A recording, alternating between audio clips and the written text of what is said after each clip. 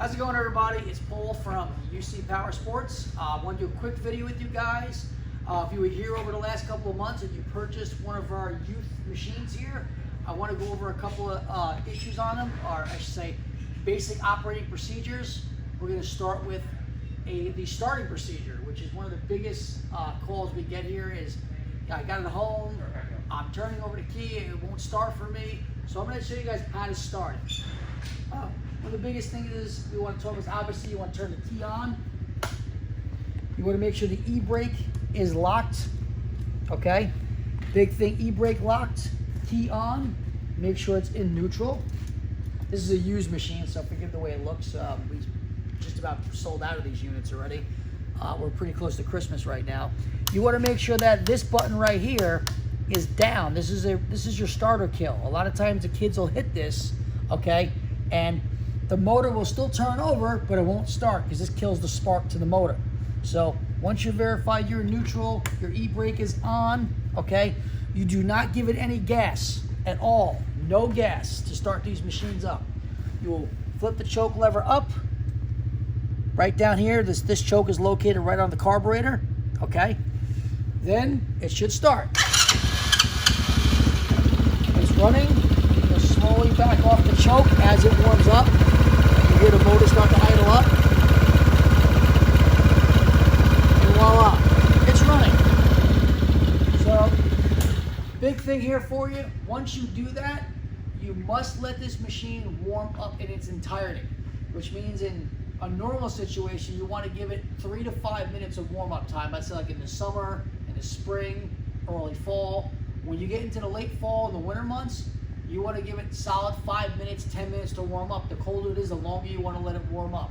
Because if you hit this gas before it's warm, even if the choke is off, it's just going to stall right out. These carbs are jetted very lean, so these machines need to really get a lot of time to warm up.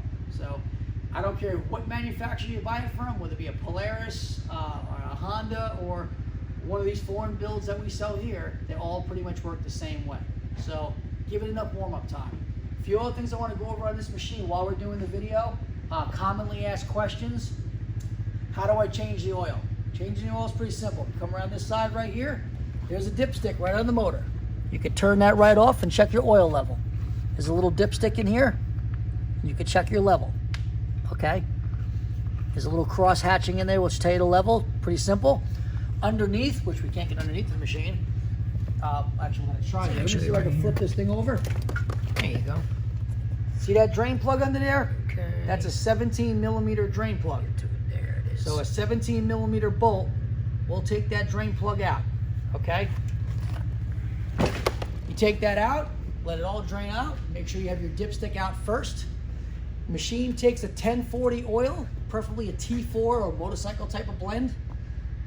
It takes a little less than a quart. So put about 3/4 of a quart, cap it up on top, fire it for a couple seconds, recheck it, top it off if need be. So that would be how you change the oil. There is no oil filter. There's a screen in there. Once you take out the drain plug, you would just clean out the screen. So, but there is no oil filter, so it's pretty simple. Next question we get asked a lot is how to adjust the chain. I'm going to show you this really quickly. We're not going to take it apart, but I'm just going to give you an explanation. So basically you have 4 bolts in the rear. You have 2 heavy bolts here and 2 large bolts on the very bottom, if you can see them there. Once you loosen these up, loosen them here, these 2 things right here is called a chain adjuster. You would turn them in, okay, to increase tension on the chain. You will need to do this after the kids have been riding it for a couple of hours. The chain will stretch. Adjusting the chain is just part of maintenance that you would do on any quad, regardless of what manufacturer you bought it from. So that's how you adjust the chain. Pretty simple stuff. If you bought one of these machines from either us or anybody else, especially if they're new, after you've ran it for about a tank of gas, it is smart to go through the machine and double check for any nuts and bolts that may loosen up along the way. Things can loosen up. There are off-road machines. They get banged around quite a bit. And you want to make sure you do that. So pretty simple stuff. Other questions that we normally get is, what kind of gas do I put in it? We prefer that you use a high octane or premium fuel in this unit. Anything over 91 octane is preferable. These machines run much better on that than they do regular gas. Especially if you can get the non-ethanol that'll have the Stewart shops around in Ulster County sell. So that's one question here. We do recommend a battery maintainer. These units, the batteries are very small. If they sit in the cold, the battery will die from just sitting. You know, the more you run these units, whether the kids are riding them or not, they go out to the garage, open the door, bring it outside, and let it sit out there and run for 15, 20 minutes in the off season when they're not running it. We'll save you a trip here to get a carburetor cleaned or replacing a battery. But a battery maintainer we sell here, they're $34.99. They're made by Bike Master, and this will, if it's used regularly, you should get a couple of years out of one of these batteries. So keep that in mind. We always have these things in stock, very commonly stocked item. We'd like to thank you if you were here over the last couple of months or the last year or whenever you bought a machine from us. We probably sell more kids quads than anybody in the area. So we're very proud of that. We like to put a lot of smiles on kids' faces, and we are also here to maintain them and take care of them. So if for any reason you don't feel comfortable doing any things that we discussed in regard to maintenance, we're here to help you with that. If you're not sure about the starting procedure or anything that I've explained, by all means call us. I will be more than happy, me or any of my staff will be more than happy to go over any of it with you.